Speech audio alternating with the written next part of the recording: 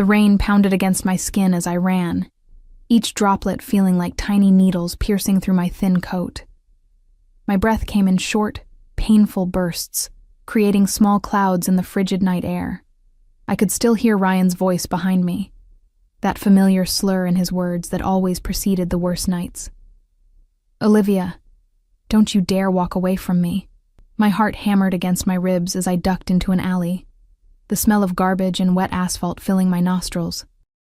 3 years of this cycle, his drinking, his rage, his morning apologies, and tonight, I'd finally found the courage to leave. But I hadn't anticipated the storm, or that my getaway car would fail to start, or that Ryan would arrive home early. I pressed my back against the cold brick wall, my fingers clutching the small duffel bag containing everything I could grab in the 5 minutes I had before he returned. My phone was dead. The nearest bus station was 15 blocks away, and the rain showed no signs of letting up.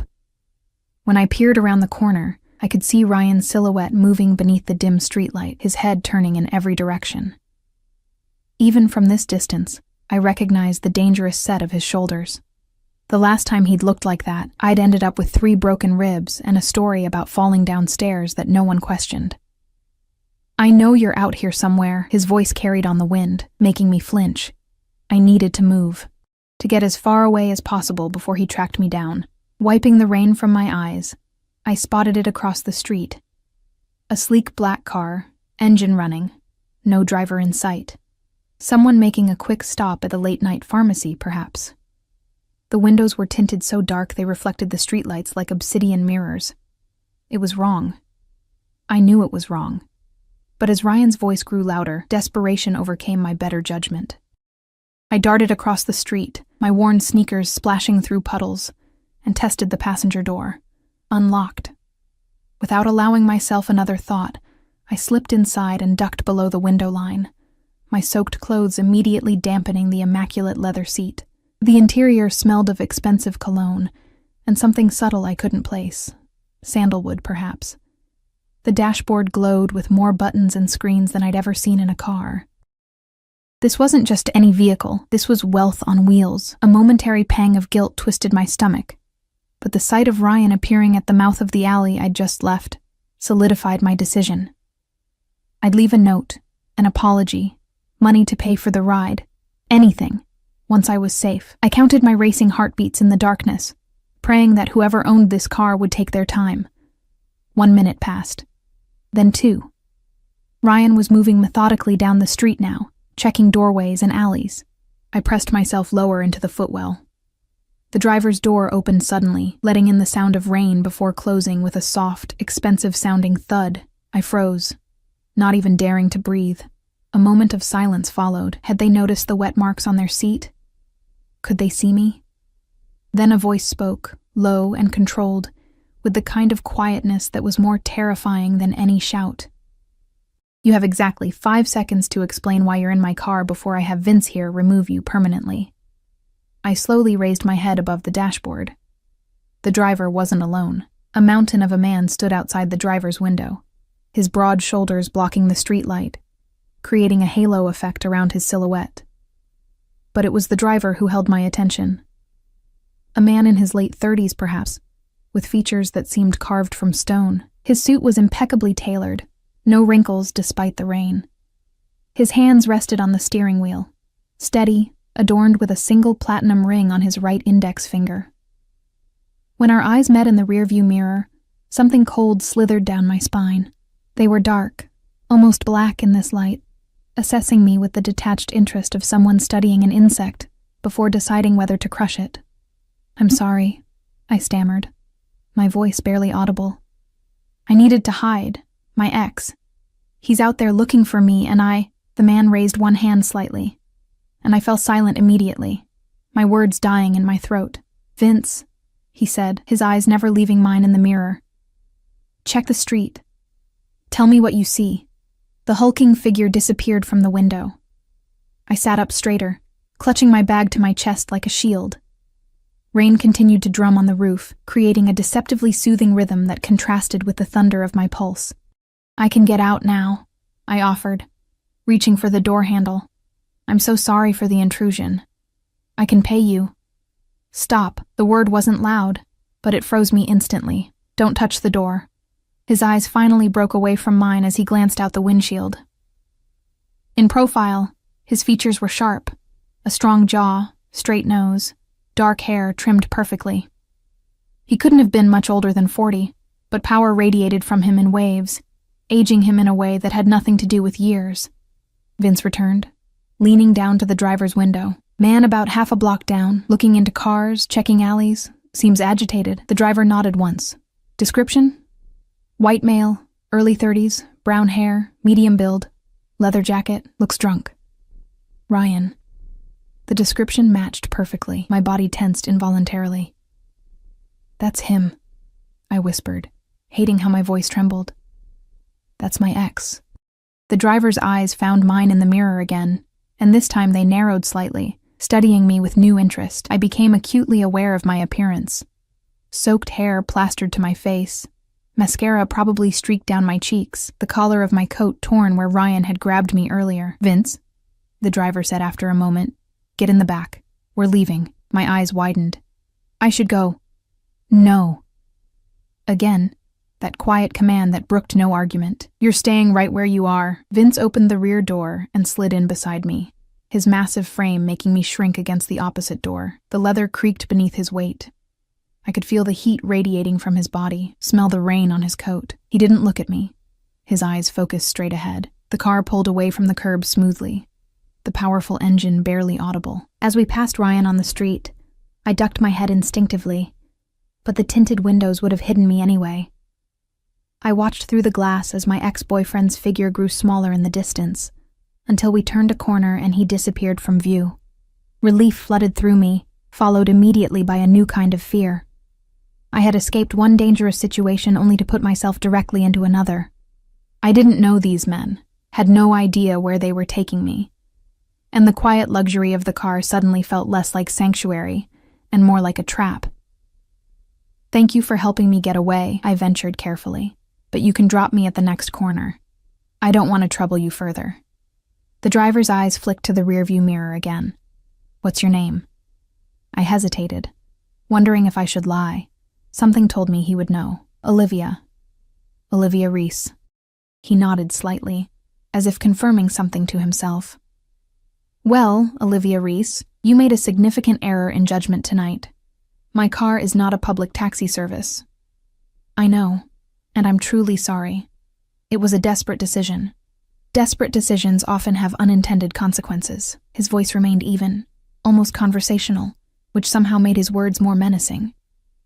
Do you know who I am?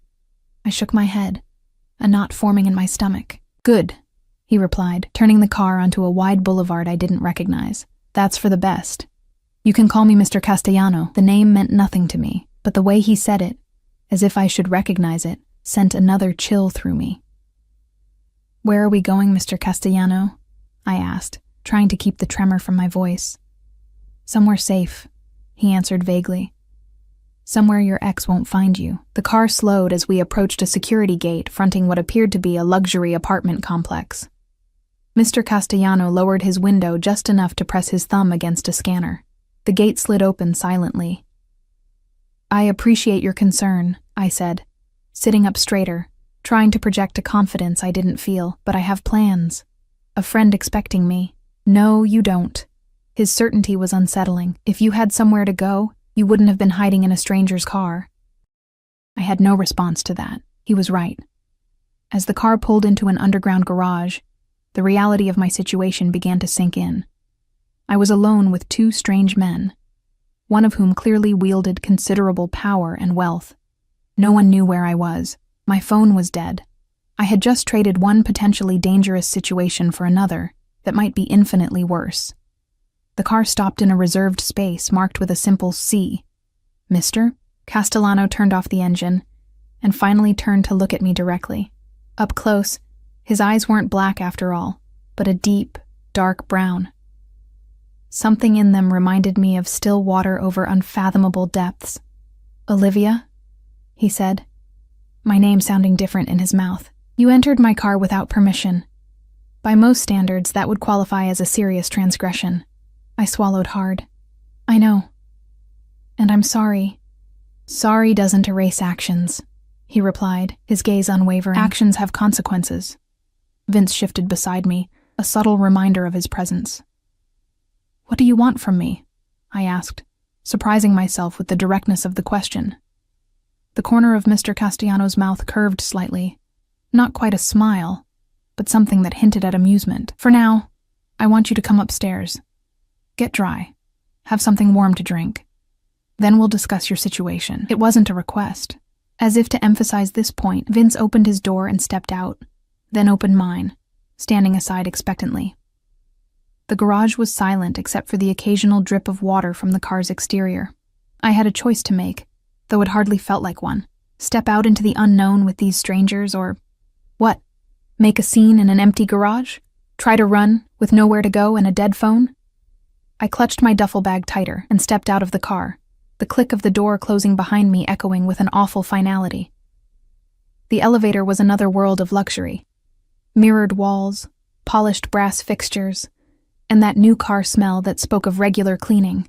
Mr. Castellano stood beside me, his presence filling the small space despite his perfect stillness. Vince positioned himself just behind us, silent as a shadow, but impossible to forget. I caught glimpses of myself in the mirrored walls, bedraggled, small, and obviously out of place between these two immaculate men. My soaked clothes clung uncomfortably to my skin, and I couldn't stop a slight shiver. In the harsh elevator lighting, I noticed a bruise forming on my wrist where Ryan had grabbed me earlier. I tugged my sleeve down quickly, but not before catching Mr. Castellano's gaze flickering to the discoloration, and then away, his expression unchanged. The elevator didn't stop until we reached the penthouse level. Of course it would be the penthouse. The doors slid open to reveal a private foyer, with gleaming marble floors and art that looked expensive enough to fund my entire existence. This way, Mr. Castellano said, stepping out first. I hesitated, suddenly overwhelmed by the reality of what I was doing. Following a stranger, clearly a powerful, dangerous stranger, into his private domain. Every warning I'd ever heard screamed through my mind. Second thoughts, Ms. Reese? He asked without turning around, somehow sensing my hesitation. I don't think I should be here, I managed to say, my voice smaller than I intended.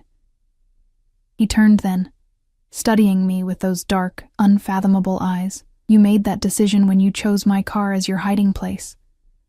Now we deal with the consequences. He gestured forward. After you. Vince's solid presence behind me made it clear this wasn't a negotiation. I stepped into the foyer, my wet sneakers squeaking embarrassingly against the pristine floor.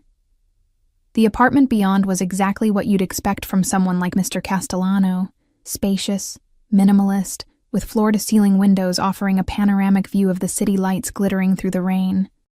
Everything was in shades of black, white, and gray, with occasional touches of deep blue. It wasn't just decorated, it was curated.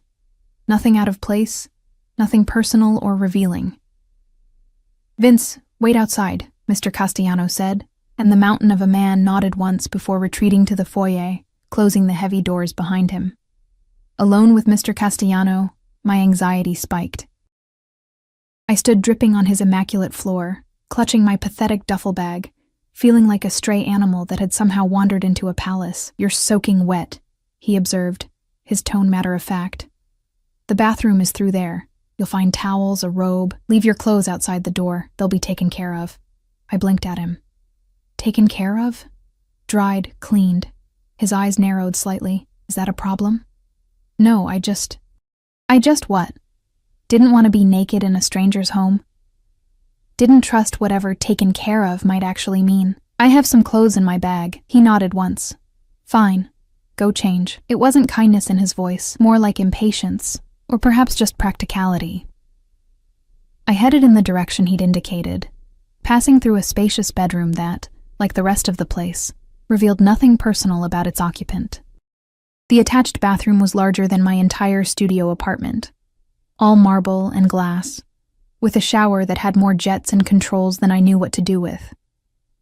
I locked the door behind me, leaning against it for a moment as I tried to gather my thoughts. The woman in the mirror looked like a stranger, pale, with dark circles under her eyes, wet hair plastered to her skull. A small cut on my cheekbone was beginning to swell where Ryan had struck me when I'd told him I was leaving. I touched it gingerly, wincing. The warm shower was a temptation I couldn't resist, though I rushed through it, afraid to keep Mr. Castellano waiting. I pulled clean clothes from my bag, just jeans and a simple sweater, nothing that matched the elegance of this place. After combing through my wet hair with my fingers, I reluctantly unlocked the door and stepped back into the bedroom. Mr. Castellano wasn't there, thankfully. I found him in the main living area, standing by the windows, looking out at the city. He'd removed his suit jacket and rolled up the sleeves of his crisp white shirt, revealing strong forearms dusted with dark hair. A glass of amber liquid rested in his hand. "Better?" he asked without turning. "Yes, thank you." I hovered awkwardly at the edge of the room, unsure of my place in this strange scenario. He turned then, his eyes taking me in with a quick, assessing glance. "Sit," he said, gesturing to one of the sleek sofas. "Would you like a drink?" I shook my head as I perched on the edge of the sofa. "No, thank you." He raised an eyebrow. "Are you sure? You seem like you could use one." "I'm sure," I said firmly. The last thing I needed was alcohol clouding my judgment. "Mr. Castellano, I appreciate the bathroom and everything, but I really should go." He took a seat in an armchair across from me, crossing one leg over the other with casual elegance. "Go where, exactly?" The question hung in the air between us, unanswerable. I had no place to go. That was the whole problem. "I'll figure something out," I said, lifting my chin slightly. "I always do." He took a sip of his drink, watching me over the rim of the glass.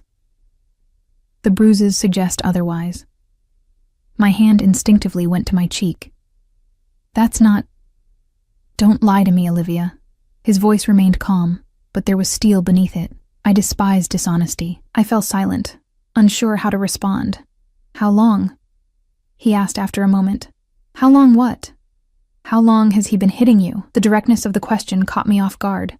No one had ever asked so bluntly before. 3 years, I answered before I could stop myself, but not at first. It wasn't always like that.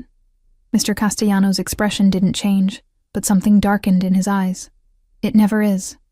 He set his glass down. "Are you hungry?" The abrupt change of subject disoriented me. No, I'm fine." Another lie. He stood up in one fluid motion. "You're thin, too thin, and your hands haven't stopped shaking since you got in my car. Food first, then we talk." He moved toward what I assumed was the kitchen, clearly expecting me to follow. After a moment's hesitation, I did, trailing behind him like a lost puppy. The kitchen was a chef's dream, all stainless steel and marble, with professional-grade appliances. Mr. Castellano moved through it with surprising familiarity, opening the massive refrigerator and examining its contents. "You cook?" I asked, unable to hide my surprise. The ghost of a smile touched his lips. "Occasionally, when the mood strikes." He pulled out ingredients with efficient movements. "Sit." I slid onto one of the high stools at the counter, watching as he began preparing something simple. An omelet, I realized, with what looked like prosciutto and some kind of expensive cheese. "I take it Ryan is the ex you were running from," he said as he worked, not looking at me. I stiffened at the sound of Ryan's name from his lips. "How did you—" "You said his name in the car." He cracked eggs into a bowl with one-handed precision. "Tell me about him." It wasn't a request. I found myself speaking almost against my will. "We met 3 years ago. I was waitressing at a restaurant he frequented. He was charming, attentive, said all the right things. The familiar story sounded pathetic to my own ears. 6 months in, he lost his temper for the first time, threw a glass against the wall, apologized profusely afterward, blamed work stress, promised it would never happen again." "But it did," Mr. Castellano said, his back still to me. "Yes, and got worse. He controlled everything. Who I saw, where I worked, what I wore. I traced a pattern on the marble countertop with my finger. I tried to leave twice before. The first time he found me at my friend's place. The second time—" I swallowed hard. "The second time I ended up in the hospital with broken ribs. He convinced everyone I'd fallen downstairs." Mr. Castellano turned, sliding a plate in front of me. The omelet was perfect, golden brown and fluffy. "Eat," he commanded. I picked up the fork he offered, taking a small bite. It was delicious, of course. Why are you helping me? I asked after swallowing. You don't know me. I broke into your car. He leaned against the counter, arms crossed over his chest. Let's say I have a particular distaste for men who abuse women. Something in his tone suggested a story there, but his expression made it clear that pursuing it would be unwise. He watched me eat with an intensity that should have been uncomfortable, but instead felt oddly like care? No, that couldn't be right. This man didn't know me, didn't care about me. What do you do, Mr. Castellano? I asked, trying to redirect the conversation. I acquire things, he replied vaguely. Businesses, primarily. I solve problems.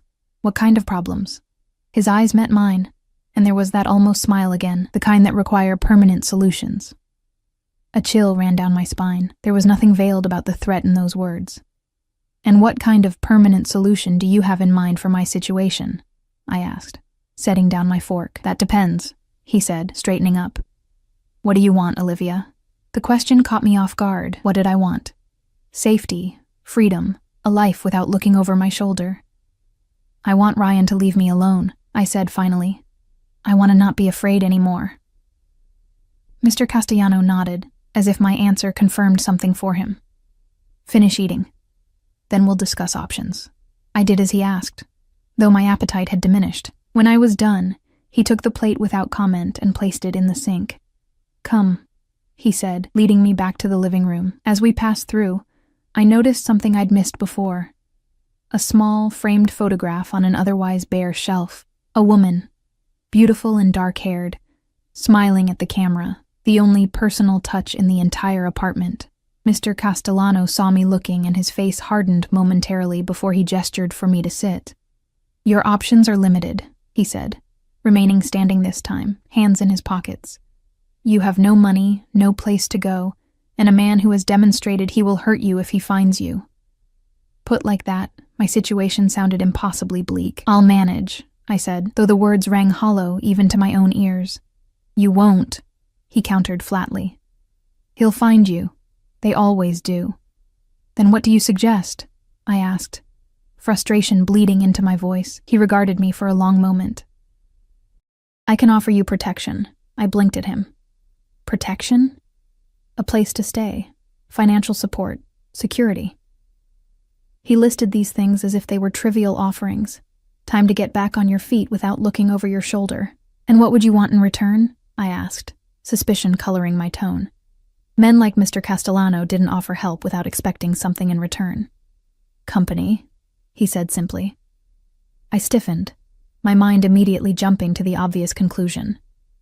I'm not that kind of company, he interrupted, his expression hardening.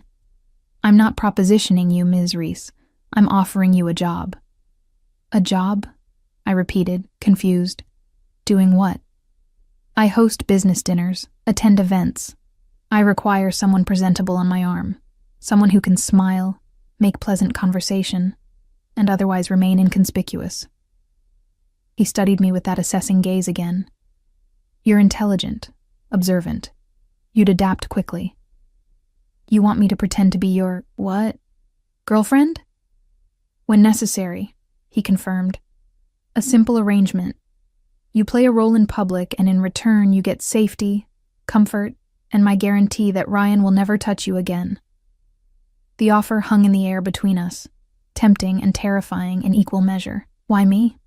I asked finally. You could hire anyone for that. Something flickered across his face, too quick to identify. Let's call it convenient timing. You needed help. I needed a companion who isn't entangled in my world. It sounded rehearsed, too neat. There was more to it, but I couldn't imagine what. I don't know anything about your world, I pointed out. Precisely the point, he replied. You bring no complications, no prior knowledge, no connections that could be problematic. A knock at the door interrupted us. Mr. Castellano moved to answer it, speaking briefly with someone outside, Vince, I assumed, before returning with a slim folder in his hand. Your ex-boyfriend, he said, placing the folder on the coffee table between us.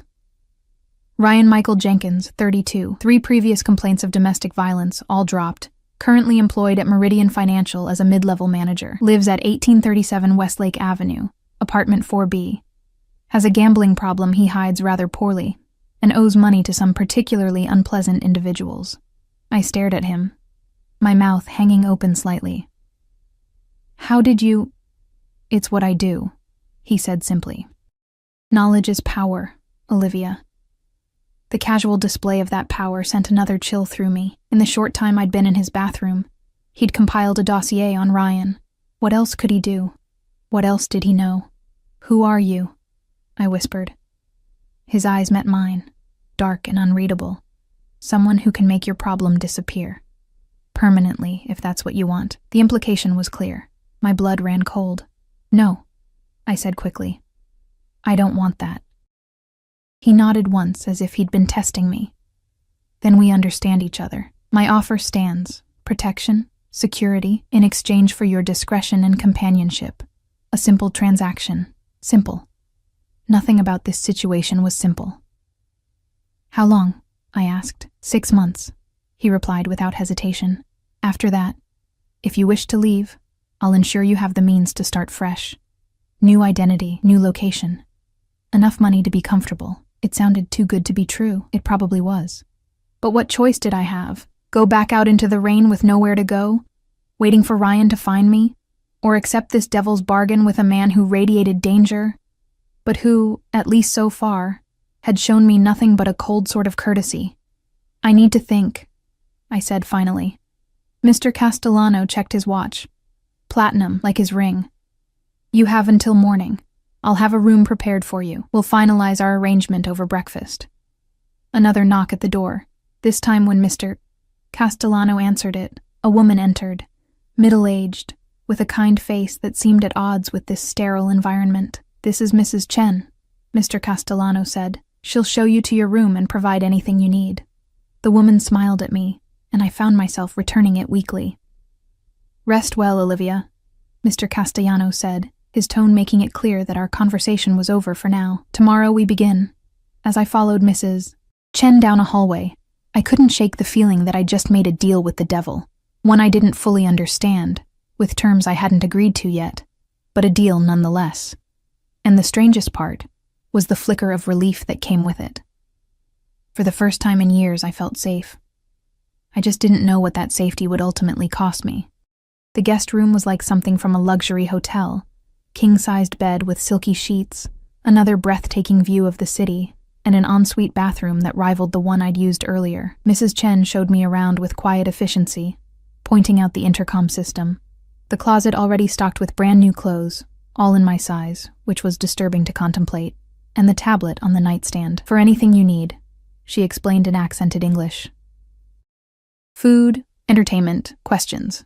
Just type here. She demonstrated with quick, practiced movements.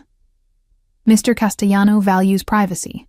This way, you don't need to disturb. Does Mr. Castellano have many guests? I ventured, trying to understand what I'd stumbled into. Mrs. Chen's expression remained neutral. I take care of household only, 2 years now. She headed for the door, pausing before she left. You're safe here, she added, her eyes softening momentarily. Sleep now. Alone in the enormous room, I sat on the edge of the bed, the events of the day crashing over me in waves. 24 hours ago, I'd been in the apartment I shared with Ryan, planning my escape in stolen moments when he wasn't watching.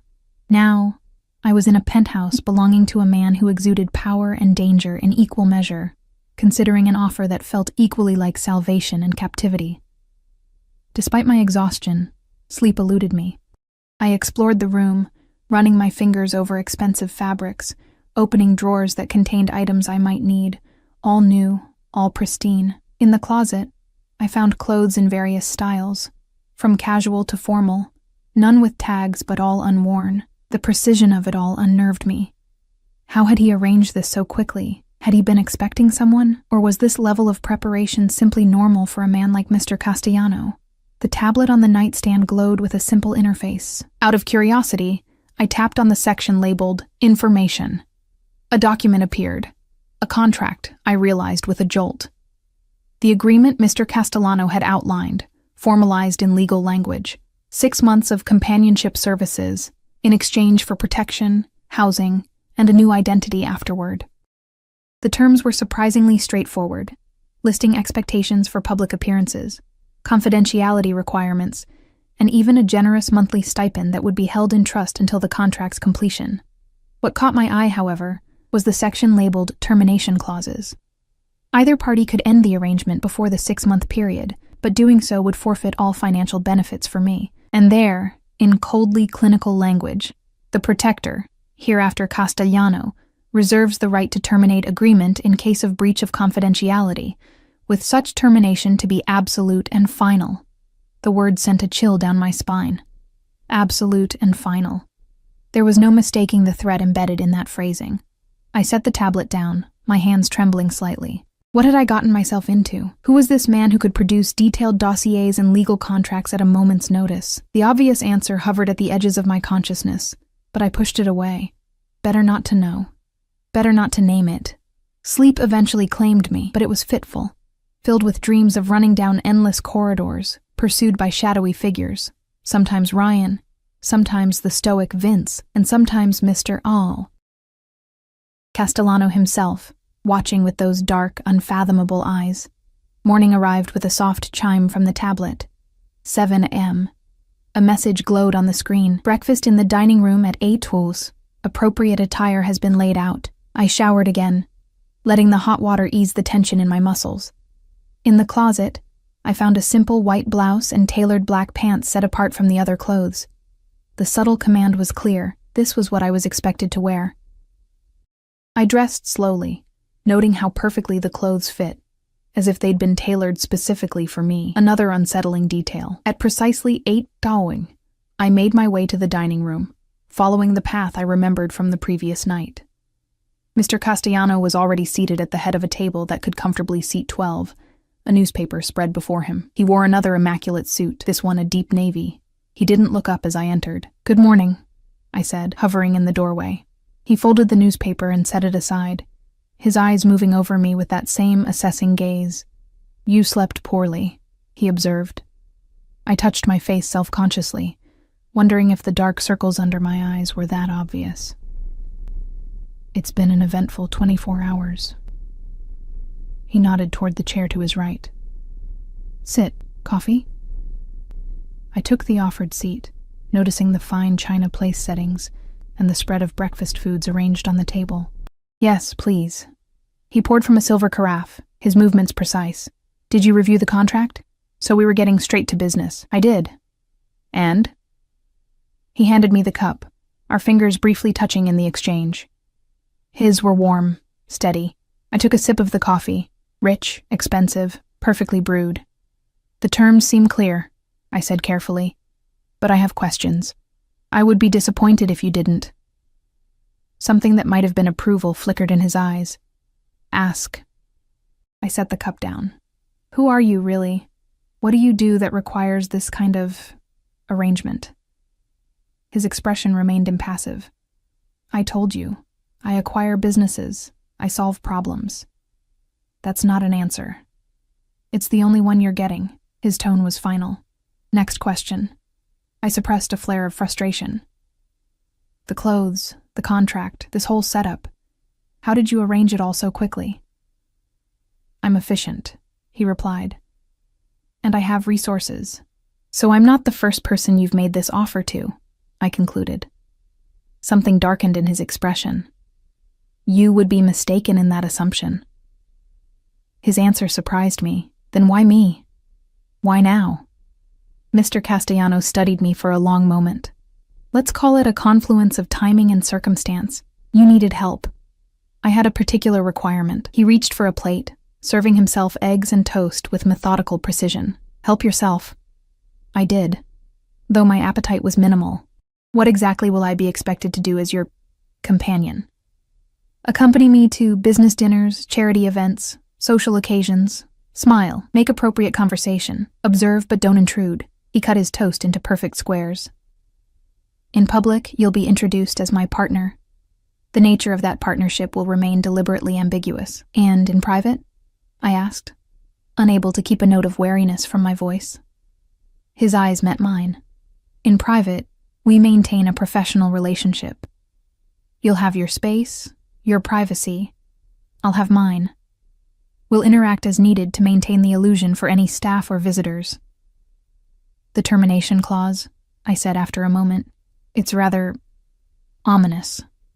It's necessary, he replied without elaboration. What happens if I say no to all this? He set down his fork, giving me his full attention. Then Mrs. Chen will provide you with enough money for temporary accommodations and transportation. You'll leave, and we'll never speak again. He paused. And you'll be on your own when Ryan inevitably finds you.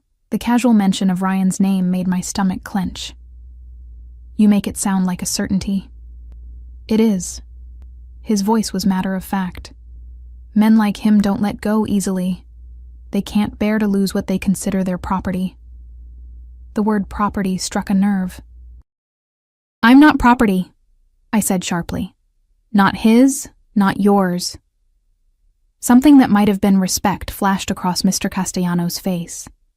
No, he agreed. You're not, which is why my offer comes with no physical obligations or expectations. Your body remains entirely your own. I pushed my barely touched plate away. Why do I feel like there's something you're not telling me? Some reason you've singled me out for this arrangement? Mr. Castellano's expression shuddered. You're overthinking. The situation is exactly as I've presented it. He was lying. I was certain of it. There was more to this than he was saying, but I couldn't imagine what it might be. What possible interest could a man like him have in someone like me? If I accept, I said slowly, I want one addition to the contract. His eyebrow raised slightly, which is? I want to work. A real job. Not just playing your arm candy. I have a degree in graphic design that I've never been able to use because Ryan... I stopped, taking a breath. I need something that's mine, something I can take with me after our arrangement ends. Mr. Castellano considered this for a moment. My company has a design department.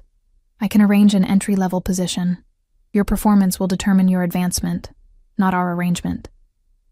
The ease with which he agreed surprised me. Thank you. He nodded once.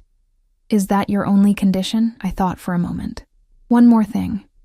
I want to know that Ryan won't hurt anyone else after I'm gone. Not necessarily permanent, like you suggested, but something to ensure he doesn't just move on to his next victim. A cold smile touched Mr. Castellano's lips. That can be arranged, quite easily. Something in his tone made me shiver. Nothing illegal, I added quickly. Of course not, he agreed, though the smile remained. Do we have an agreement, Olivia? This was it. The moment of decision. I could walk away now, take my chances on my own, or I could accept this devil's bargain, this gilded cage with its promise of safety and eventual freedom. Yes, I said finally. We have an agreement. Mr. Castellano extended his hand across the table. I took it, feeling the warmth and strength of his grip. We shook once, formally, like business partners sealing a deal. The contract will be updated with your additions and ready for your signature this afternoon, he said, releasing my hand. In the meantime, there are matters we should discuss, practical considerations for our arrangement. Such as? Your background story, for one, how we met, how long we've been together. He took a sip of his coffee. The closer we stay to the truth, the easier it will be to maintain the illusion. We'll say we met when you consulted on a design project for one of my companies. A professional relationship that evolved into something more. The practiced ease with which he constructed this fiction was telling. You've thought this through. I leave nothing to chance, he replied. You'll need to be prepared for questions, for scrutiny. The people in my circle are observant, suspicious by nature. What circle is that exactly? I pressed, still trying to understand the world I was agreeing to enter. Mr. Castellano's eyes narrowed slightly. Wealthy? Powerful? Competitive? The specifics aren't your concern, but they were. If I was going to convincingly play the role of his partner, I decided to try another approach. Tell me about yourself. If I'm supposed to be your girlfriend, I should know basic things about you. Your first name, for starters. He studied me for a moment, as if deciding how much to reveal. "Gabriel," he said finally. "My name is Gabriel Castellano." "Gabriel," I repeated, testing the name. It suited him somehow. Biblical, powerful. "And where are you from originally? Your accent has hints of something I can't quite place." "My father was Italian. My mother, American." His answers were clipped, factual. "I was born in New York, spent summers in Sicily until I was 16. Family?" His expression hardened. "None living." The finality in his tone suggested this was not a topic to pursue. I changed direction. "How old are you?" 42. "Favorite color?" A flicker of amusement crossed his face. "Is this relevant?" "Yes," I insisted. "These are things people know about their partners. Small details matter in creating a convincing story." He conceded with a slight nod. "Blue." "Dark blue." "Favorite food?" "I don't have preferences. I appreciate quality in all forms." I rolled my eyes before I could stop myself. "Everyone has preferences, Gabriel." The use of his first name hung in the air between us. For a moment, I thought I'd overstepped, but then the corner of his mouth curved upward. Not quite a smile, but close. "Seafood," he said after a moment. "Particularly grilled octopus, prepared the way my grandmother made it." It was the first personal detail he'd offered voluntarily, and I seized on it. "Tell me about your grandmother." Something softened in his eyes, so briefly I might have imagined it. "Another time, perhaps." He glanced at his watch. "I have business to attend to this morning. Mrs. Chen will assist you with anything you need. We'll continue this conversation over dinner." He stood, adjusting his suit jacket with a practiced motion. "I've taken the liberty of having your belongings moved from your apartment." I blinked in surprise. "My belongings? Your clothes, personal items, anything that appeared to hold sentimental value." His tone was matter-of-fact, as if breaking into my apartment was a trivial matter. "They're being delivered this afternoon." "How did you—" I began, then stopped. Of course. He knew where Ryan lived. He'd sent someone to my apartment, our apartment, to collect my things. What if Ryan had been there? He wasn't, Gabriel replied simply. He spent the night at a bar downtown, then crashed at a friend's place on Lexington Avenue. "He's been calling your phone repeatedly, growing increasingly agitated." The casual way he relayed this information, the level of surveillance it implied, should have terrified me. Instead, I felt an unsettling mix of gratitude and awe at his thoroughness. "My phone is dead," I said.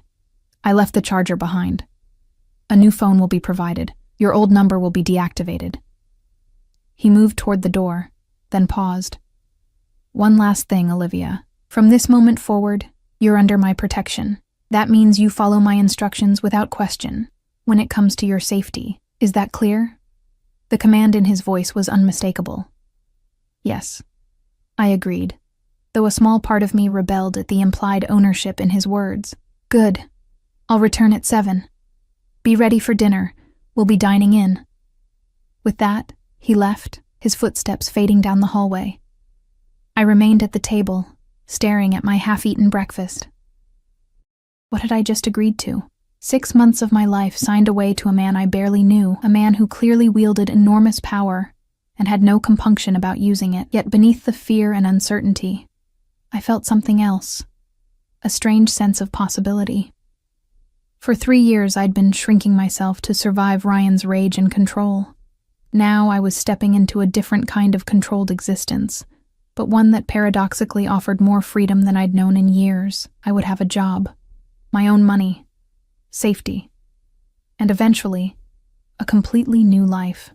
All I had to do was convince the world I was in love with Gabriel Castellano, a man who collected people's secrets like others collected art, who spoke of permanent solutions with chilling casualness, who had orchestrated this entire scenario with methodical precision, a man who, despite his cold exterior, had shown me more consideration in one day than Ryan had in our final year together. I finished my coffee, which had gone cold. 6 months. I could do this for 6 months. I would be whatever Gabriel Castellano needed me to be in public. I would smile, make pleasant conversation, observe without intruding. and I would try very, very hard not to think about what might happen if I failed. Mrs. Chen appeared in the doorway. "Ms. Reese? If you're finished, I can show you the rest of the apartment. The areas you'll have access to." The phrasing, "areas you'll have access to," was telling. There would be places I wasn't permitted to go, questions I wasn't permitted to ask, boundaries I would need to learn quickly. "Yes, thank you," I said, rising from my chair. "And please, call me Olivia." She gave me a small, measured smile.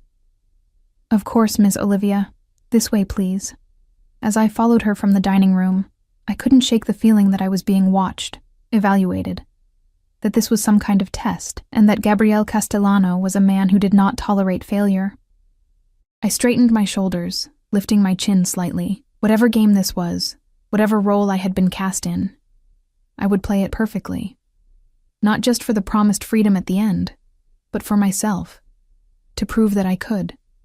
Because for the first time in 3 years, I felt something that had been beaten and bullied out of me for so long. I felt powerful. The apartment was even larger than I'd initially thought, with sections I hadn't seen the night before. Mrs.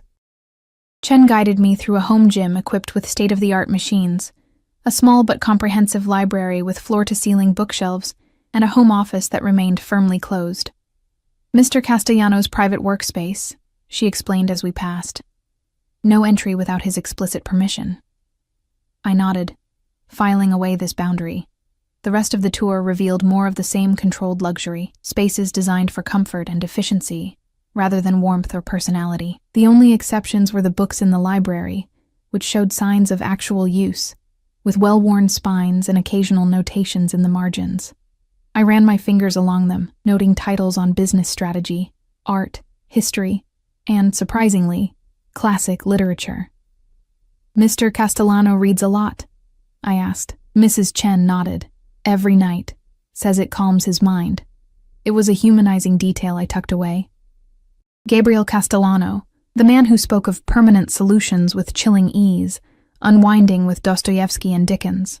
"Your work area," Mrs. Chen announced, leading me into a bright room I hadn't seen before.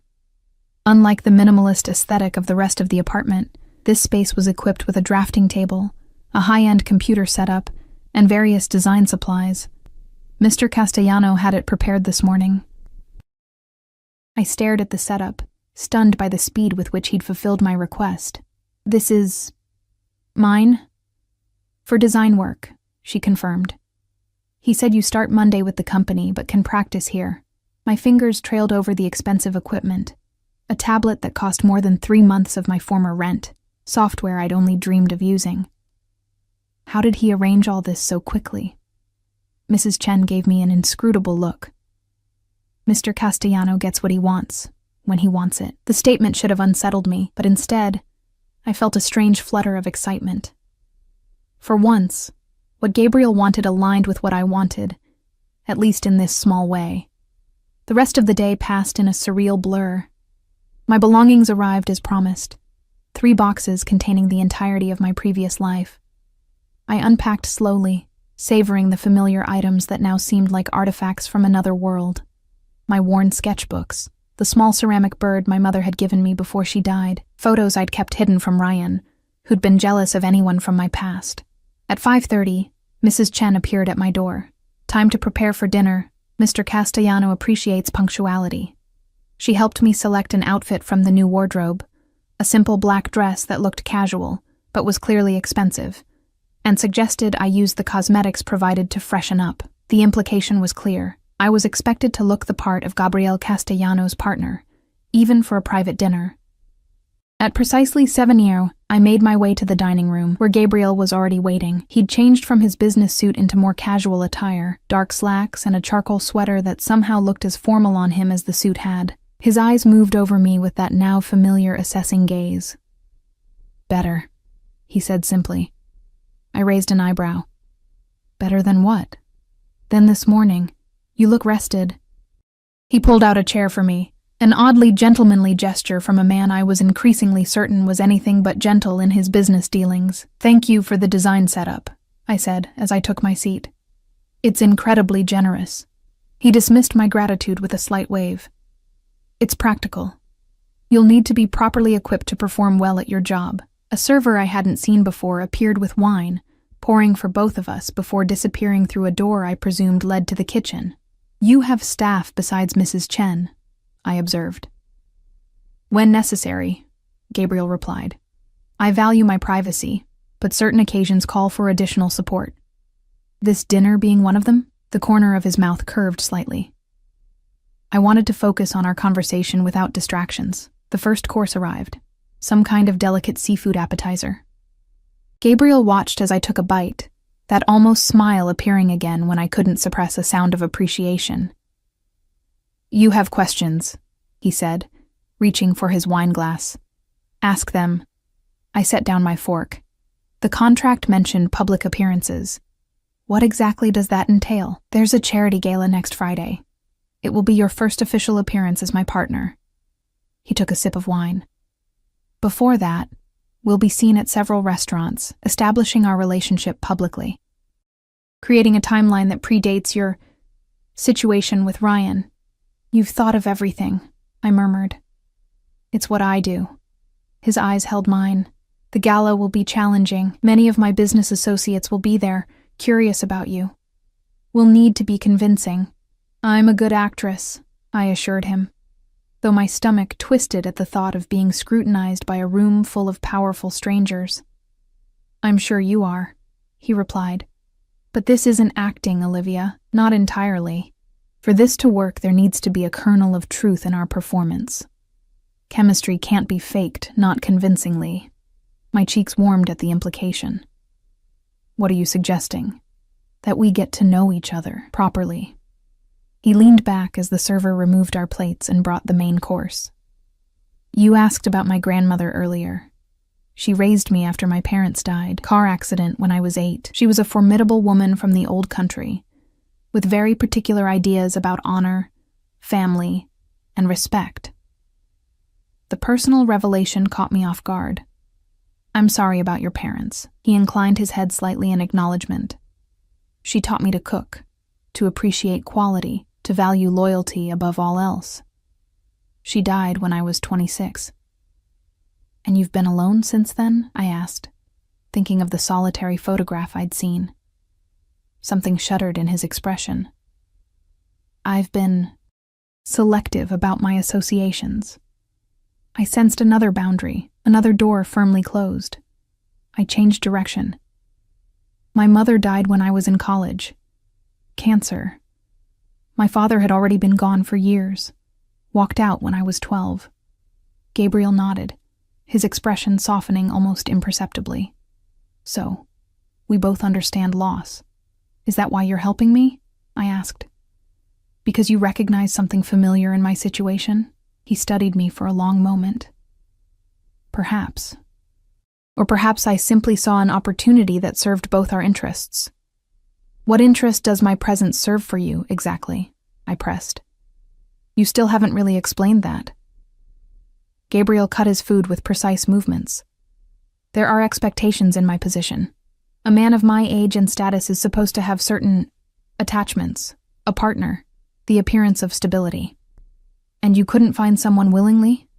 I challenged, immediately regretting my boldness. But Gabriel didn't seem offended.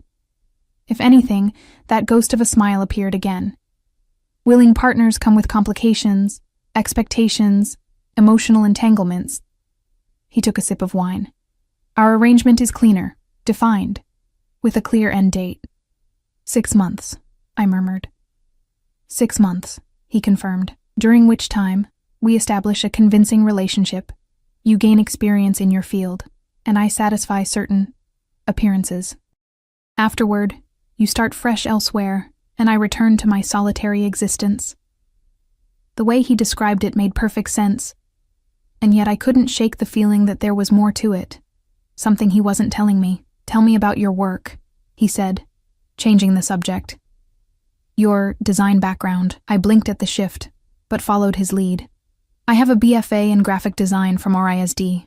I graduated with honors, had an internship lined up at a great firm in New York. I paused, the familiar bitterness rising. Then I met Ryan. He convinced me the internship was exploitative, that I should wait for something better. Before I knew it, I was working retail jobs that he approved of, living in his apartment, isolated from anyone who might negatively influence me. Gabriel's expression darkened. Men like Ryan don't want partners. They want possessions. I know that now, I said quietly. I just wish I'd seen it sooner. You got out, he pointed out. Many don't. Thanks to you, I acknowledged, meeting his gaze. Whatever your reasons, I'm grateful for that. Something unreadable flashed in his eyes. Don't thank me yet, Olivia. Our arrangement has barely begun. The rest of dinner passed with surprisingly easy conversation. Gabriel asked intelligent questions about my design interests, offering insights about his company's needs that suggested he'd given genuine thought to my role there. I learned that his business empire was larger than I'd imagined, encompassing everything from real estate to technology investments.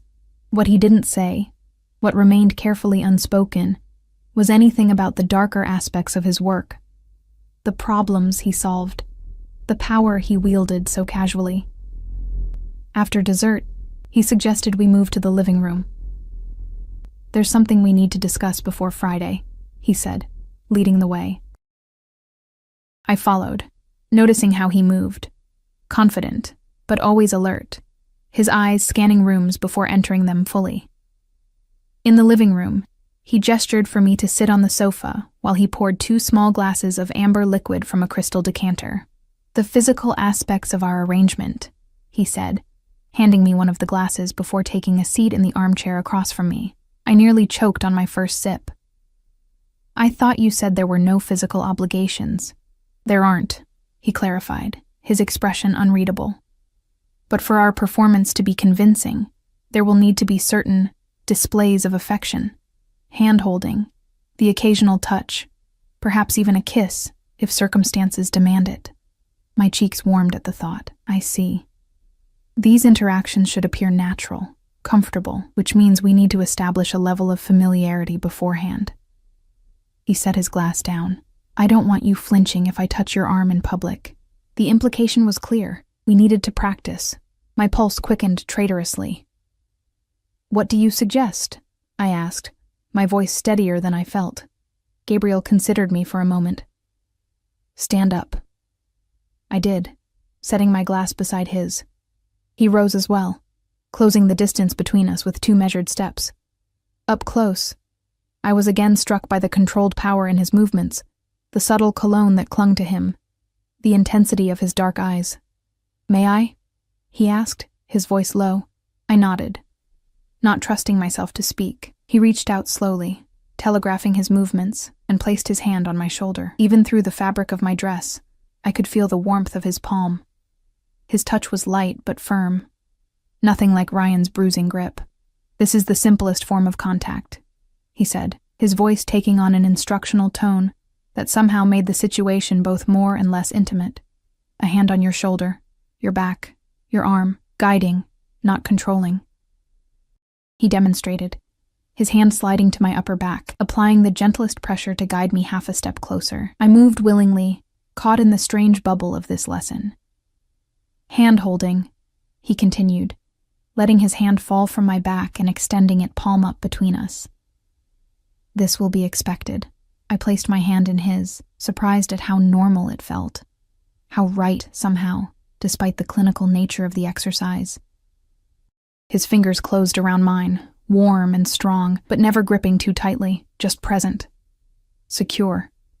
Good, he murmured. You don't tense when I touch you. That's important. His approval shouldn't have pleased me as much as it did. I withdrew my hand, needing to re-establish some distance. Anything else I should know about these displays? Something flickered in his eyes, amusement perhaps, or challenge. There will be moments when more intimate contact may be necessary, a kiss on the cheek, for instance. My breath caught as he stepped closer again, his hand coming up to gently brush a strand of hair behind my ear. The gesture was so unexpected, so tender, that I forgot this was supposed to be a demonstration. May I? He asked again, his voice lower now. I nodded, unable to look away from his face. He leaned in slowly, giving me every opportunity to pull back, and pressed his lips lightly to my cheek. It was barely a touch, over almost before it began, and yet it sent a ripple of awareness through my entire body.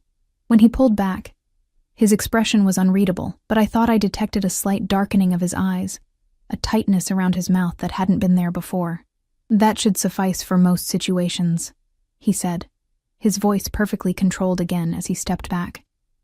"If anything more is ever required, we'll discuss it beforehand." I nodded, not trusting my voice. What was happening to me? This was a business arrangement, a transaction. The fact that Gabriel Castellano was handsome in his severe way shouldn't matter. The fact that his touch made my skin tingle shouldn't matter, but it did. "There's one other thing we should address," he said, returning to his seat and retrieving his glass. "Ryan." The name crashed through the strange tension between us, a harsh reminder of reality. "What about him?" I asked, sinking back onto the sofa. "He's been asking about you, at your former workplace among your acquaintances." Gabriel's expression hardened. "He's getting desperate, angry." A chill ran down my spine. "How do you know this?" "I'm having him watched," Gabriel said simply, "for your safety, and to ensure he doesn't become a problem for our arrangement." The casual way he admitted to surveillance should have disturbed me. Instead, I felt an unsettling combination of fear and relief. "Do you think he'll find me?" Gabriel shook his head. "No, but he's becoming increasingly volatile. We need to defuse the situation." "How?" "We'll be seen together, publicly. Establish our relationship as something that predates your departure." He took a sip of his drink. "When Ryan inevitably learns of this, he'll draw his own conclusions. It will shift his anger, redirect it. Toward you," I realized. Gabriel's smile was cold. "Let him try." The quiet confidence in his voice reminded me of who I was dealing with, a man who spoke of permanent solutions and had people followed without a second thought, a man who, despite his cultured exterior, was clearly dangerous. "What will you do if he comes after you?" I asked. "Handle it," Gabriel replied simply. "But he won't. Men like Ryan are cowards at heart. They prey on those they perceive as weaker. When confronted with real power, they fold." The certainty in his voice was comforting, even as it raised more questions about who exactly Gabriel Castellano was. What had I aligned myself with? What forces had I invited into my life by accepting his offer? "I should warn you," he continued, "that establishing our relationship publicly means you'll be photographed. Noticed. It's unavoidable in my position." The implication was clear. Once I was seen with Gabriel, there would be no going back to anonymity. No changing my mind and slipping away. "I understand," I said. He studied me for a moment. "Do you?" "Once this begins, Olivia, we're committed to seeing it through, for your safety as much as for my purposes." "I said I understand," I repeated, meeting his gaze. "I'm not backing out." Something that might have been approval flickered in his eyes. "Good. Tomorrow we'll be having lunch at Bellini's. It's a popular spot for business executives. A good place to be seen together for the first time." He rose, indicating our conversation was drawing to a close. "You should rest. Tomorrow will be the first test of our arrangement." I stood as well, suddenly aware of how close we were standing, how easy it would be to reach out and touch him again. The thought startled me with its intensity. "Good night, Gabriel," I said, using his first name deliberately, testing how it felt on my lips. His eyes darkened almost imperceptibly. "Good night, Olivia." I made my way back to my room, my mind spinning. In just 2 days, my entire life had been upended. I'd gone from being Ryan's prisoner to being... what exactly? Gabriel's pretend girlfriend? His employee? His project? Whatever this was, whatever Gabriel's true motives, I was committed now. In less than 24 hours, we would be appearing in public together, beginning the charade that would define the next 6 months of my life. As I prepared for bed, I caught my reflection in the mirror. The same woman I'd been 2 days ago, and yet somehow completely different. There was color in my cheeks, a spark in my eyes that had been missing for years. I touched my cheek where Gabriel's lips had brushed it, the phantom sensation still lingering on my skin. This was dangerous, this flutter in my chest whenever he looked at me. This wasn't part of our arrangement. But as I slipped between the luxurious sheets, I couldn't help wondering if Gabriel felt it too. That unexpected spark, that pull between us, that had nothing to do with our contract, and everything to do with the way his eyes lingered on mine, the careful gentleness of his touch. 6 months, I reminded myself firmly. This was a 6-month arrangement, nothing more. I would play my part perfectly, take advantage of the opportunities it offered, and then move on to my new life. Away from Ryan, away from Gabriel, away from everything. So why did that future suddenly feel less like freedom and more like another kind of loss? Morning light filtered through the automated blinds, gradually brightening my room as if nature itself was being controlled by Gabriel's meticulous preferences. I'd barely slept, my mind racing with thoughts of our upcoming public debut. By this afternoon, whatever this arrangement was, would become real to the outside world. I selected a deep blue dress from the wardrobe, remembering Gabriel's admission that it was his favorite color, and spent more time than usual with my appearance. The woman in the mirror looked polished, sophisticated, worthy of being on the arm of someone like Gabriel Castellano. But beneath that carefully constructed exterior, anxiety churned. When I emerged from my room, Gabriel was waiting in the foyer, checking his watch. He looked up as I approached, his gaze moving over me in that now familiar assessment. "Blue suits you," he said, his voice giving nothing away, yet something in his eyes, a brief flash of appreciation, sent warmth spreading through my chest. "Thank you," I replied, suddenly hyper-aware of every movement, every breath. "I remember you mentioned it was your favorite color." The slightest hint of surprise crossed his features. There and gone in an instant. "You pay attention. Good." In the elevator, he briefed me on what to expect. Bellini's caters to a certain clientele. People who know me, know of me, will be noticed, observed. His eyes met mine. "Are you ready for that?" I squared my shoulders. "Yes." "Remember," he said as the elevator doors opened to the private garage. "As far as anyone knows, we've been seeing each other for 2 months. You're a designer who caught my eye during a project for one of my companies. And we've been inseparable ever since," I finished, offering a smile that I hoped appeared natural. "I know the story, Gabriel." His car waited, not the one I'd hidden in that rainy night, but an equally luxurious sedan with a different driver at the wheel. Not Vince this time, but a lean, hawk-faced man who nodded respectfully as Gabriel opened my door himself. "Marcus," Gabriel said by way of introduction. "He'll be with us most days." The message was clear. Another layer of security, another reminder of the world I was entering. The drive to the restaurant passed in silence, Gabriel reviewing something on his phone while I watched the city scroll past the tinted windows. When we arrived, Marcus pulled up directly to the entrance where a valet was already waiting, clearly recognizing the vehicle. "Follow my lead," Gabriel murmured as the door opened.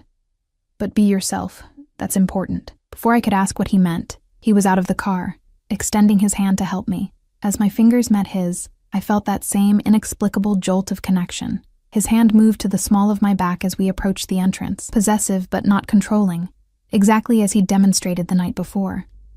The maitre d' practically bowed when he saw Gabriel. "Mr. Castellano, always a pleasure. Your usual table is ready." As we moved through the restaurant, I became acutely aware of the attention we attracted. Conversations paused briefly as we passed, eyes following our progress, subtle nods of acknowledgement directed at Gabriel. He returned these with minimal gestures. A slight inclination of his head, a brief meeting of eyes, that nonetheless conveyed recognition and a certain hierarchical understanding. Our table was positioned perfectly, private enough for conversation but visible to the right people.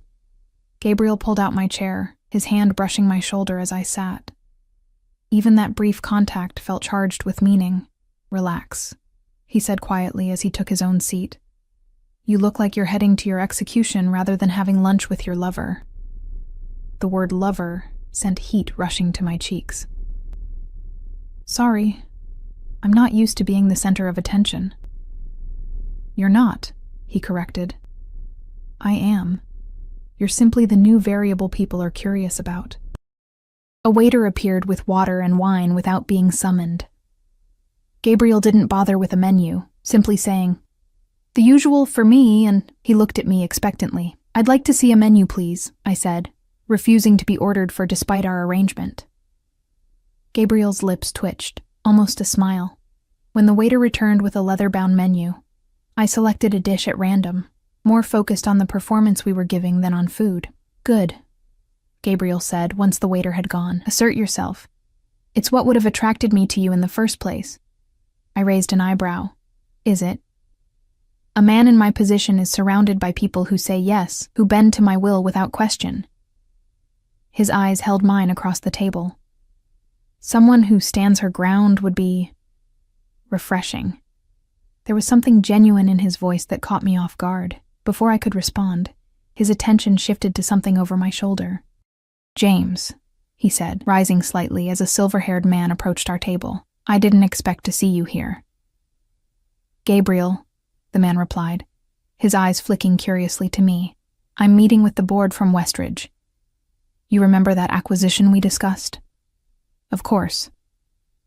Gabriel's hand found mine on the table, his thumb stroking lightly over my knuckles in a gesture that appeared absent-minded, but felt deliberately intimate. James, this is Olivia Reese. Olivia, James Harrington, an old friend, an occasional business partner. I offered my free hand, which James took with old-world courtesy. A pleasure, Ms. Reese. I don't believe Gabriel has mentioned you before. We've been keeping things private, Gabriel replied smoothly. You know how I value my personal life. James's eyebrows rose slightly. Indeed. Well, I won't interrupt your lunch. Perhaps we could all have dinner sometime.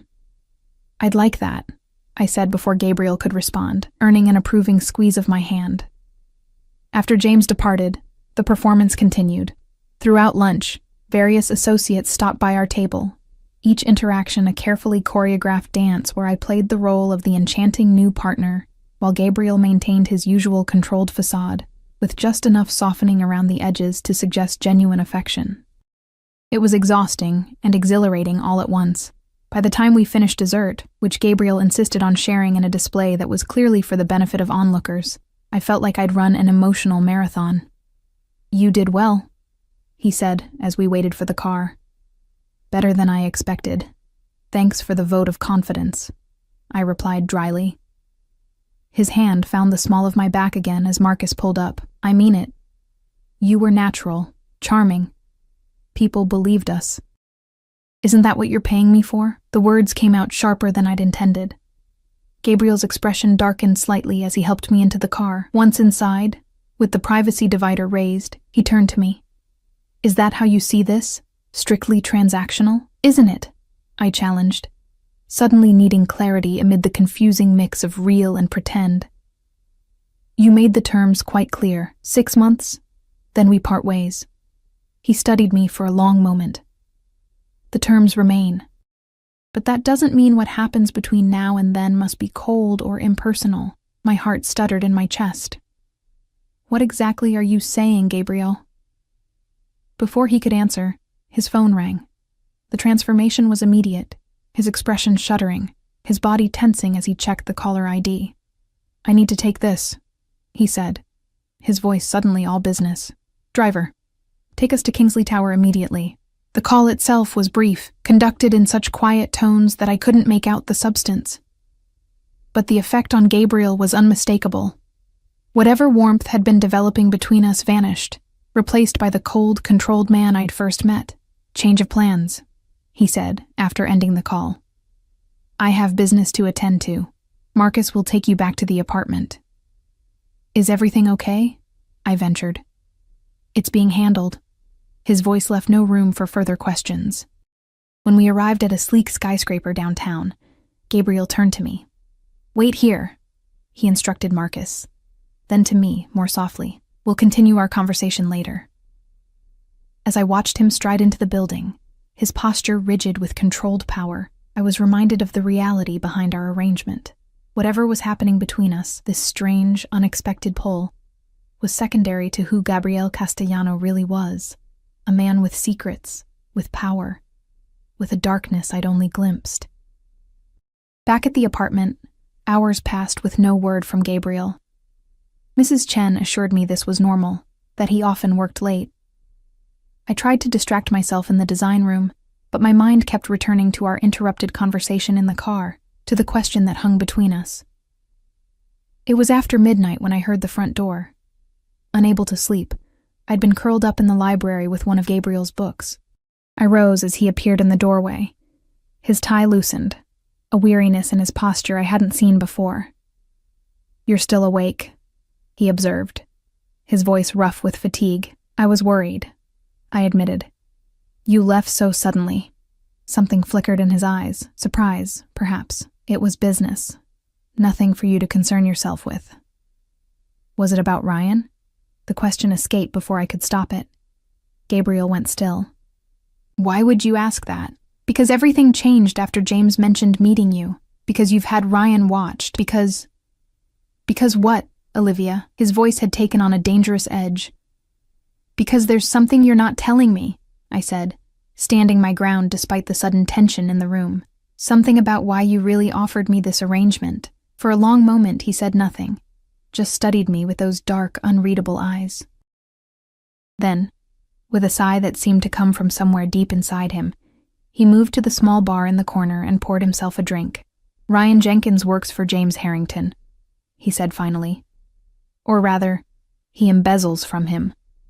Has been for over a year." The revelation hit me like a physical blow. "What?" "But Ryan works at Meridian Financial, which manages several of Harrington's investment portfolios." Gabriel took a long sip of his drink. "We've been building a case against him for months. Your ex-boyfriend has stolen nearly $2 million from my oldest business partner." My mind raced to process this information. "So, when I appeared in your car that night, it wasn't coincidence," Gabriel confirmed. "I knew who you were the moment you said your name. We'd been monitoring Ryan, knew about his tendencies with you." His jaw tightened. "What I didn't anticipate was that you would choose that particular night to leave him." "You've been using me," I said, the hurt surprising in its intensity. "This whole arrangement, it was never about helping me or needing a companion. It was about getting to Ryan." Gabriel set down his glass and stepped closer. "It started that way," he admitted. "But it changed, Olivia. It changed the moment I saw those bruises on your arms, heard you talk about what he'd done to you." "Why should I believe you?"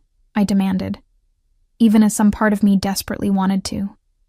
"Because I could have handled Ryan without you," he said simply. "Could have destroyed him financially, legally, personally, without ever involving you. But when you appeared in my car that night, terrified, hurt, but still fighting, I saw an opportunity to give you something while taking what I needed from him." "What exactly are you taking from him?" Gabriel's eyes darkened. "Everything. His freedom, when the evidence of his embezzlement is turned over to the authorities tomorrow. His pride, when he sees you with me. His sense of power, when he realizes he never had any to begin with." The cold certainty in his voice should have frightened me. Instead, I felt a strange sense of justice. "That's why you had my things collected from the apartment. You were gathering evidence against him." Gabriel nodded once, among other things. "Why tell me now?" I asked. "Why not maintain the illusion?" He moved closer, close enough that I could see the fatigue lines around his eyes, smell the familiar cologne mingled with the scent of his skin.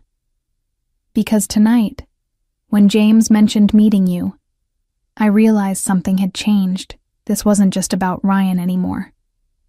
My heart hammered in my chest. "What was it about then?" "You," he said simply.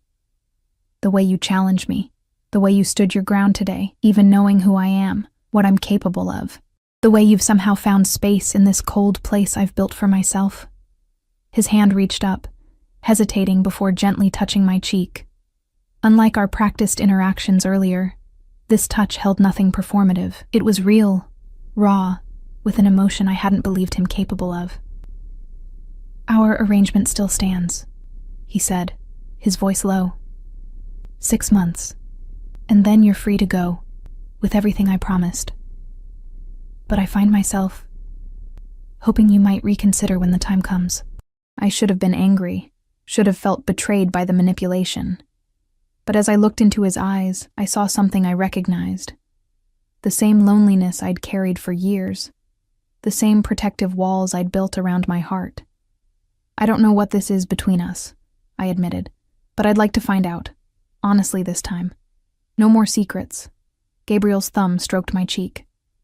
"No more secrets," he agreed. "Starting tomorrow, after Ryan is dealt with. A clean slate."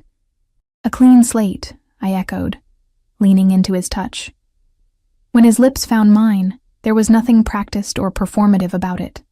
It was a question, an answer, a promise all at once, a beginning rather than an arrangement. Outside, the city lights glittered like stars caught in a net of darkness. Inside, in the circle of Gabriel's arms, I found something I'd stopped believing in, not just safety, but possibility.